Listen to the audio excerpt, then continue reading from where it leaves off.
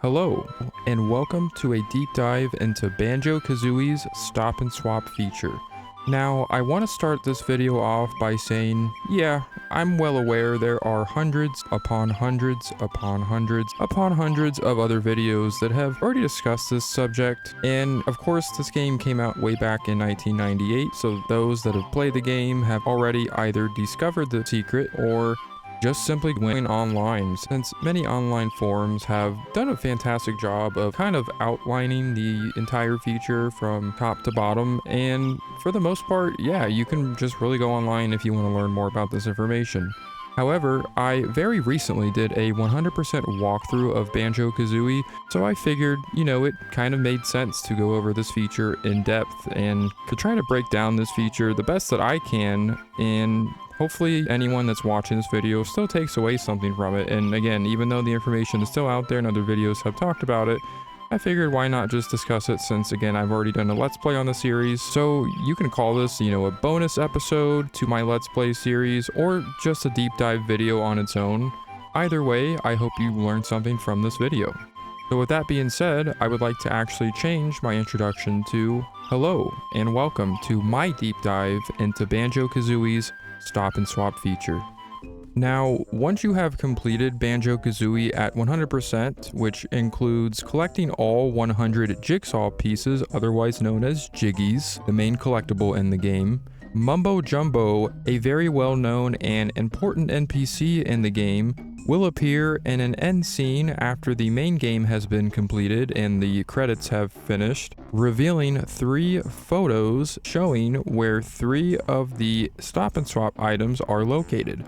Now, these items include 6 mystery eggs, or otherwise known as Stop and Swap eggs, as well as an ice key that is used to unlock another unlockable in the sequel to the game, Banjo-Tooie.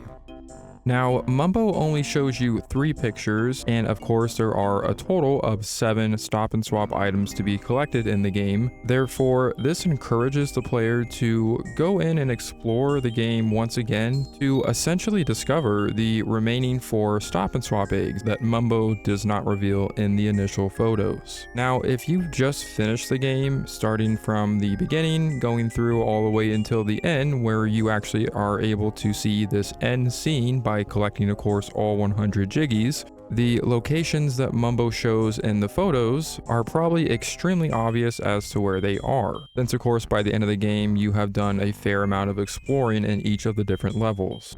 Now, before I reveal all of the other Stop and Swap egg locations, in addition to the ones that Mumbo shows you in the photos, I want to first talk about the initial implementation of this Stop and Swap feature when the first 2 Banjo-Kazooie games were originally released on the Nintendo 64. The Stop and Swap feature was initially meant to be implemented for those versions of the game, so this initial idea was a little bit different starting off, and of course they went in and actually improved it for the Xbox Live Arcade versions once the 2 games were ported to that console. So the initial idea was that you would play through the first Banjo-Kazooie game from start to finish, and then you would finally get to that cutscene where Mumbo shows the pictures after achieving 100% in the game, incentivizing you to go back through the game once again through each level to, of course, search thoroughly for all of the Stop and Swap items. Then what the player was expected to do was to swap out the Banjo-Kazooie cartridge for the Banjo-Tooie cartridge, which was the sequel, of course, to the first Banjo-Kazooie game, which would then grant you access to the secret items once you have collected all the Stop and Swap eggs and the ice key in the first game. In Banjo-Tooie is when you would then be able to access all the rewards and unlockables by collecting the initial Stop and Swap items in the first game. Back then, this idea was being considered since the Nintendo 64's RAM tended to linger for a longer amount of time even after removing a cartridge due to a hardware flaw that was actually not discovered until later on when the newer revisions of the Nintendo 64 occurred, which actually allowed the console to clear the RAM a lot more quickly, making this feature practically impossible to implement successfully at that time, since of course the RAM wasn't able to linger long enough to where you would have enough time to yank out your Banjo-Kazooie cartridge, and then, you know, plop in the Banjo-Tooie cartridge. Yeah, I don't know why they thought that was a good idea. I mean, I guess it was not, you know, the late 90s, so they didn't really think about things very thoroughly like that back then, apparently. However, the stop and swap feature was revised and reused in the Xbox Live Arcade versions of both Banjo-Kazooie and Banjo-Tooie, as well as being intertwined with Banjo-Kazooie Nuts and Bolts, the next game in the franchise that was released around the time the first two games were ported to the Xbox Live Arcade. And in that game, players were actually able to still utilize the stop and swap items to unlock various rare vehicle parts in that game, since it focused largely around assembling a vehicle as opposed to the standard 3D platforming that we know and love from the first two games. In the first two games, since the feature was finally utilized correctly, players would then be able to go and collect the various stop and swap eggs as well as the ice key, and actually receive various rewards and unlockables in the sequel. Also, very important to note, since the stop and swap feature that was originally implemented for the Nintendo 64 went unfinished, since of course they couldn't implement it due to the damage that it would cause to the console by ripping out the cartridge. Again, don't know why they thought that was a good idea. The stop and swap function was then essentially rendered useless in those versions. So if you were to go and collect all the stop and swap eggs or somehow found out about the way to access them, which I'll talk about here in a little bit, you would essentially receive absolutely nothing for doing so. Just maybe an A for effort to, you know, of course, the fact that you maybe discovered that on your own, and which in that, you know, in that case, I envy the heck out of you, because this was something that was definitely not something I would have figured out. Because the way to actually have access to even collecting the stop and swap eggs in the original Nintendo 64 version for the first game was very, very, very complex and almost impossible to find out on your own without using, of course, an online forum. You gotta love the internet nowadays, where you would eventually discover that you actually are required to enter in super long cheat codes in order to even have the opportunity to collect the stop and swap items. If you remember the sandcastle that you visited in Treasure Trove Cove, where you were required to enter in various codes there, that was essentially the same location where you would enter in the cheat codes, granting you access to the stop and swap items. Now, these cheats were initially to be discovered in Banjo-Tooie, and then of course you would hop back into the first game and then use them in the sandcastle, and then of course be able to access and collect the various stop and swap items that you would then go back into the second game once again to collect the rewards for. This idea, however, went nowhere, and it actually never ended up being in Banjo-Tooie. And again, the stop and swap items are available to collect in the first game, but again, you'd have to still look up all of the cheat codes online, and they were very, very long. So again, I don't know why you would do that. Like, that's just just typing in the name of the game, Banjo-Kazooie, in that sandcastle floor. Like, those letters are, there's so many of them, and the time it takes to, you know, use the Beak Buster move to ground pound on all those letters. Yeah, these cheat codes are like twice as long, and I'm not sure why you would do it this way, especially when there's no reward, like in the original Nintendo 64 version. Just don't do it. Also, something that is very important. If you were to actually type in these cheat codes on the Xbox Live Arcade versions, you actually are still able to do that, which would grant you access to the stop and swap items as well. However, fair warning, if you entered any of these cheat codes in the Xbox Live Arcade versions, saving would be disabled and you would actually be removed from the leaderboards. So yeah, that's something that I just wouldn't do it.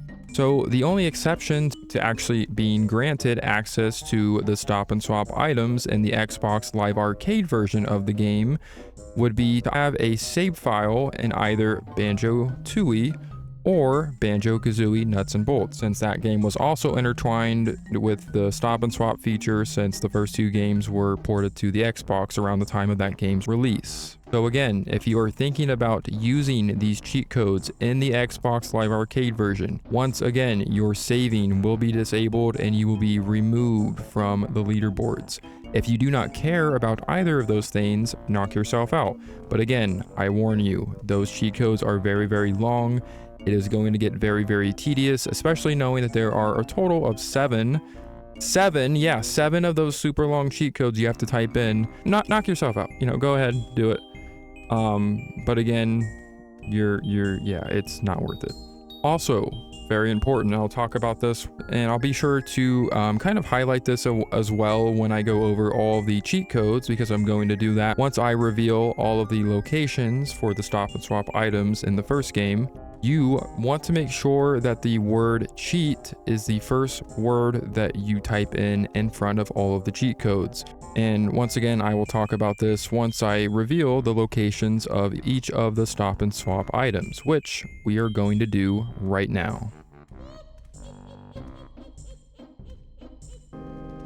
Starting things off, we are going to be talking about the Cyan Stop and Swap Mystery Egg in Mad Monster Mansion, so we're going to be taking a look into this level. As soon as you enter the level, you will actually find a cellar at the very far right side of the mansion that is placed in the central part of the level. Once inside of the cellar, you will find a series of barrels that are all labeled with the number 1881, which is actually a reference to one of the very first games that Rare, the company that developed Banjo-Kazooie, first worked on, which was a game called A Tick Attack, an arcade adventure game that was released way back in the 80s. Now, once you are in the cellar, but you have not fulfilled the requirements in order to access the stop and swap items, you will notice that the barrel will be sealed with an X across it. However, once you either have a save file in Banjo-Tooie or Banjo-Kazooie Nuts and Bolts, or decide to take the riskier route by typing in the full cheat code, you will then notice that the barrel will allow you to enter it, revealing the Cyan Stop and Swap Mystery Egg. For those of you that are taking the cheat code route, the following cheat is the cheat that you need to enter back in the sandcastle in Treasure Trove Cove in order to access the egg, which is cheat. Don't you go and tell her about the secret in her cellar. Now moving on to the pink Stop and Swap Mystery Egg. This egg was actually one of the eggs Mumbo had already revealed in the photos. The pink Stop and Swap egg is going to be found in Shark Food Island, which is of course located in Treasure Trove Cove. Shark Food Island, again, will not be accessible unless you have fulfilled the requirements in order to access it. Again, the exact same case for all of the other stop and swap items. Once you have access to Shark Food Island, you will notice that it has now risen out of the water, allowing you to enter inside. Once inside of Shark Food Island, you will notice that there is a giant cliff in the middle of the cove that you end up entering, which requires you to use a series of jumps in order to ascend to the very top of the platform. Once atop the platform, you will then find the pink Stop and Swap Mystery Egg. The cheat code in order to access the pink Stop and Swap Mystery Egg is cheat out of the sea. It rises to reveal more secret prizes. Yeah, so if you notice, the cheat codes are all in a rhyme sequence, which I actually think is very clever. You have the cheat codes rhyme similar to how Gruntilda rhymes throughout the entire course of the game. Next up, we are talking about the blue Stop and Swap Mystery Egg, or the dark blue egg, if you will. This egg is going to be found back at Gobi's Valley.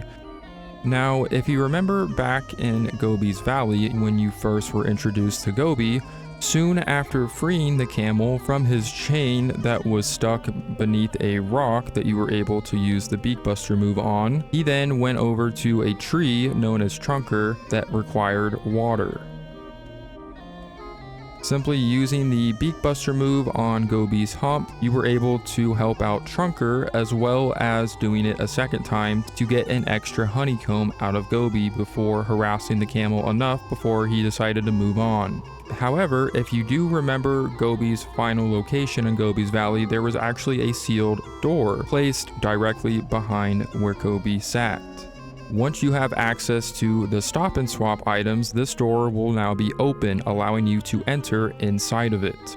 And of course, inside rests in a sarcophagus the blue stop and swap mystery egg. The cheat code to have access to the blue stop and swap mystery egg is Cheat, a desert door opens wide, ancient secrets wait inside. And this of course opens up the tomb door, allowing you to collect the egg. It's time now to cycle back to Mad Monster Mansion once again, and this time around we are going to be talking about the green Stop and Swap mystery egg location.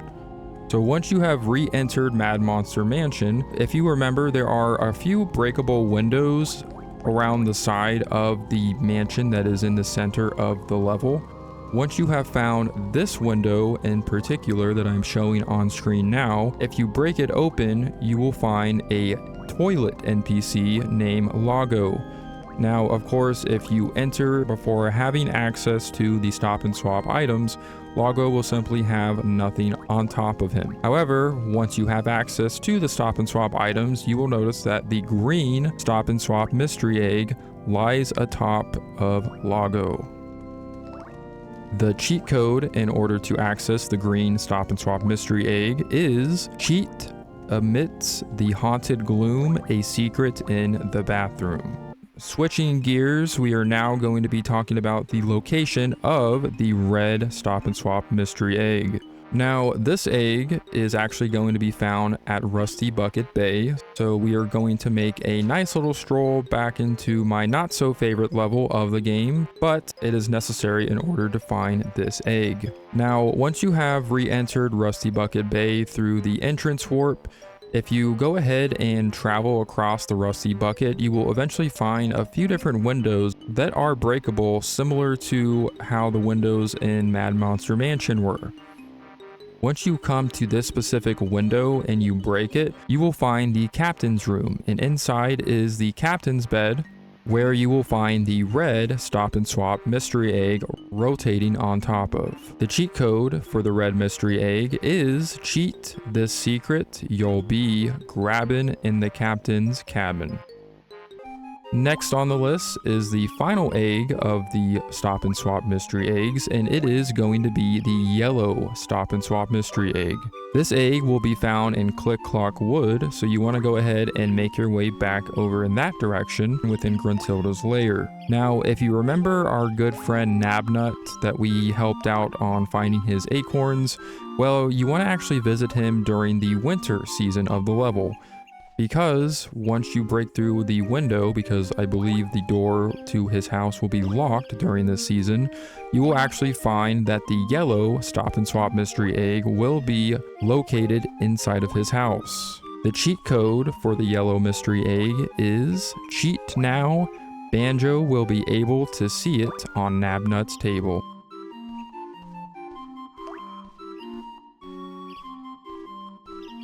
Finally, it is now time to talk about the location of the one and the only ice key in Banjo-Kazooie Stop and Swap feature. I can just remember back as a kid learning about this item and also seeing it for the very first time and having so much mystery and so much curiosity come to my brain as soon as I laid eyes on it. I just really wanted to know what this thing unlocked and exactly what its purpose was. Well, fortunately, I will be able to talk more about that here right now. It is now time to make our way back to my personal favorite level of Banjo-Kazooie, Freeze-Easy Peak. Once back in Freeze-Easy Peak, if you remember, Wazza, a very judgmental walrus, was very much hesitant and scared of Banjo and Kazooie if you approached him in your regular form.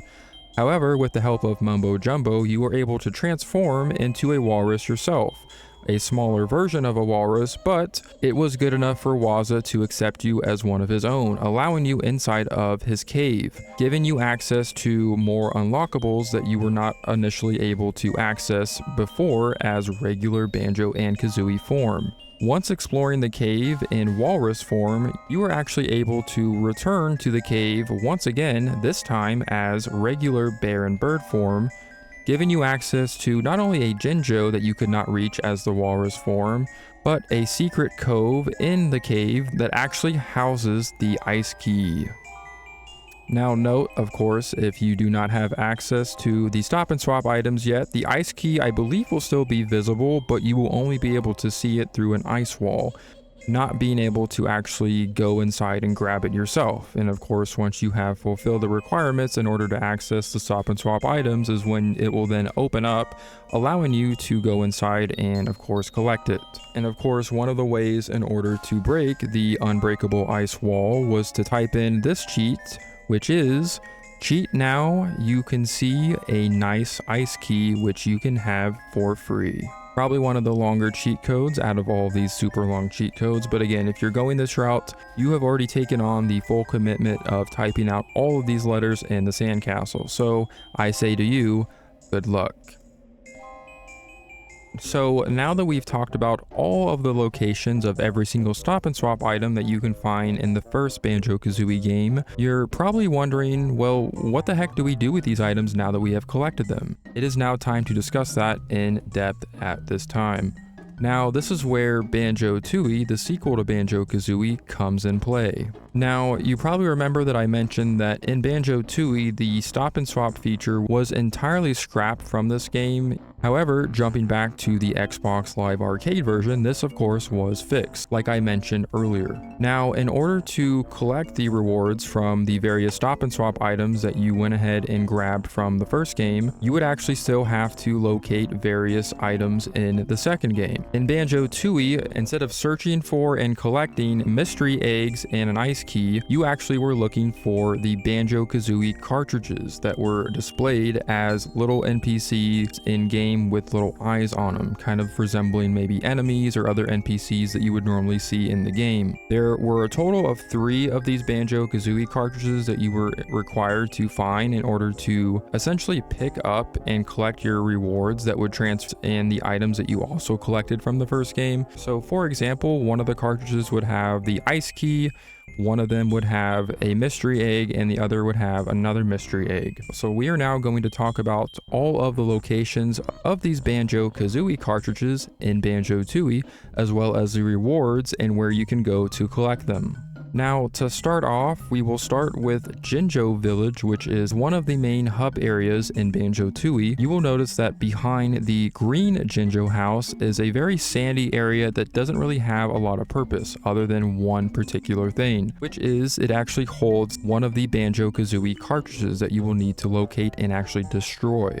This Banjo-Kazooie cartridge will actually not be accessible to you until you learn one of the first primary moves in World 1, Mayahem Temple, where you will first be introduced to Jam Jars, the brother of Bottles, the tutorial character from the first game, as he will teach you a variation of moves that you will utilize throughout the adventure in the sequel. Once you are taught how to use the Grip Grab ability, you can then travel back to Jinjo Village, where that sandy area was, located behind the green Jinjo's house. You can now travel over to this area and jump up and grab onto a ledge that allows you to access a hidden cavern where one of the Banjo-Kazooie cartridges is located. After destroying the cartridge, you will then be rewarded with the ice key that you collected from the first game. Now hold on to your seat for just a second because we are going to get into what this ice key does in fact unlock in Banjo-Tooie, but first I want to go over the other 2 Banjo-Kazooie cartridge locations. Once you have learned how to use the grenade eggs from Jam Jars in Pine Grove, you can then travel back to Spiral Mountain where the adventure began. Once back in Spiral Mountain, you will now be able to access 2 more Banjo-Kazooie cartridges. The first one is actually pretty simple to find. If you go ahead and use the flight pad in Spiral Mountain, you will eventually find a waterfall that looks just like this. Aiming towards the top of it, you will find a secret entrance that you can actually enter in from the outside through the water. Once inside of the waterfall entrance, you will notice that there is a Banjo-Kazooie cartridge that is contained behind these metal bars. And while it may seem like you cannot access this in any way, shape, or form from this location, that is actually not the case, because once you have the ability to grip grab, you can simply look up and you will notice that there is actually a ledge that you can grab onto and move along the inside of the wall. Once you have made it across this ledge, you will now enter another passageway that will then give you access to this Banjo-Kazooie cartridge. Once it's destroyed, you will actually then retrieve the blue mystery egg that you collected back in the first game. Once the blue mystery egg is is collected, you will actually be able to use this to unlock a secret ability by entering in a cheat code back at the code chamber located in World 1, Mayhem Temple. This cheat code will allow you to unlock the homing egg ability, which essentially gives your egg firing ability a lock-on mechanism that will lock on to any nearby enemies in your path. Very useful, not necessary, but again, pretty nice to have. Now, for the third and final Banjo-Kazooie cartridge location, you are also going to find this back at Spiral Mountain. However, this one takes a little bit of an extra effort in order to grab it. If you remember the stumps where the turbo trainers and the wading boots are located, there is a grate covering a hole in the side of the wall on the outside. Once you have learned the grenade eggs, you can fire the eggs directly at the grate, busting it open, allowing you access to the final Banjo-Kazooie cartridge. You can then use the flight pad to fly on up there and collect your final cartridge. This Banjo-Kazooie cartridge allows you to retrieve the pink Stop and Swap mystery egg. Now, you're probably thinking, okay, so we still collected a bunch of items that were part of the Stop and Swap feature in the first game, and then we had to attack these Banjo-Kazooie game cartridges in the sequel, but we have still yet to collect any actual rewards, other than just essentially transferring over the same items that we collected back in the first game. Well, so this is the part where we talk about where you actually receive the actual rewards from collecting all of these mystery items. Once you have made it to the Wooded Hollow section of the main overworld near the entrance to World 1, Mayhem Temple, as well as Jiggy Wiggy's Temple, you will find this area hidden directly across from those locations houses this giant egg with a small opening allowing you to enter inside. Once you have entered, you will now be inside of Heggy's egg shed. Heggy is the NPC that will only serve one purpose and one purpose only in Banjo-Tooie. She will actually be able to hatch all of the Stop and Swap mystery eggs.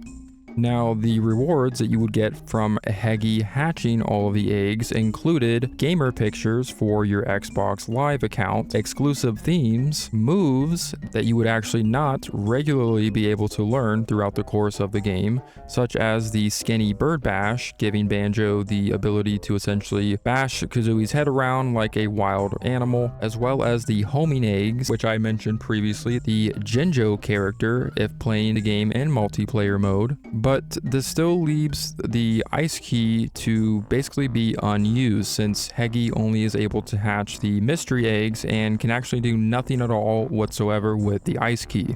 Now, this one is a little bit more complicated since you kind of have to do a lot of exploration and looking around for this specific secret. Once you have access to Glitter Gulch Mine and have also learned Kazooie's Talon Torpedo ability, you can then swim underwater inside of the Waterfall Cavern, again located in Glitter Gulch Mine, through a small cave entrance that links World 2 with World 7, Hailfire Peaks. This will allow you to enter through the world on the icy side, since it has a fire side and an icy side, allowing you to use the ice key to unlock an ice door containing the one and only Mega Globo.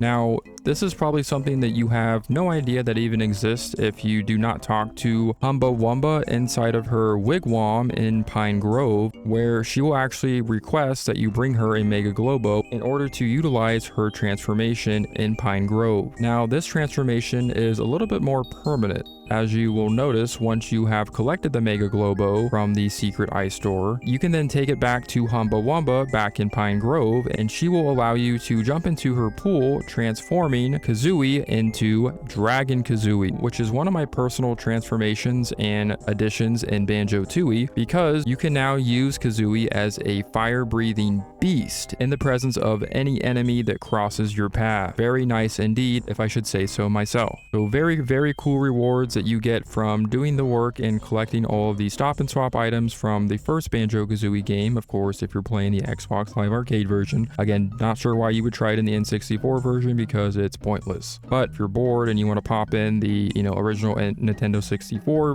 version, go right ahead, go crazy. So again, very clever and wise of them to kind of hide this secret throughout the game, basically incentivizing the player to go back and explore every square inch of all the different levels. So that is all I really wanted to talk about when it comes to the Banjo-Kazooie stop and swap feature, so I think it is appropriate to kind of end the video here. Again, like I mentioned before in the video, I hope that you took something away from this video, even if you're watching this and have already been aware of this feature and all of the secrets that it contains, as I think it is very brilliant and a nice little addition and has a lot of mystery to it, especially if you're a new player and you have not discovered all of the secrets the stop and swap feature has. And of course, experienced players that have already played the series several times, such as myself, it might have been a nice little refresher, or maybe you learned some things that you maybe didn't know before that you may have overlooked or just weren't aware of. Either way, if you are watching this video, I hope that again you took something away from this and had an enjoyable time regardless. And like I mentioned before in the video, I have a complete 100% Let's Play series of the first Banjo-Kazooie game, so if you like this video, feel free to go and check that out on my channel as well. Otherwise, this has been my deep dive into Banjo-Kazooie's stop and swap feature, so thank you for anyone that was watching this video, and with that, I will see you later.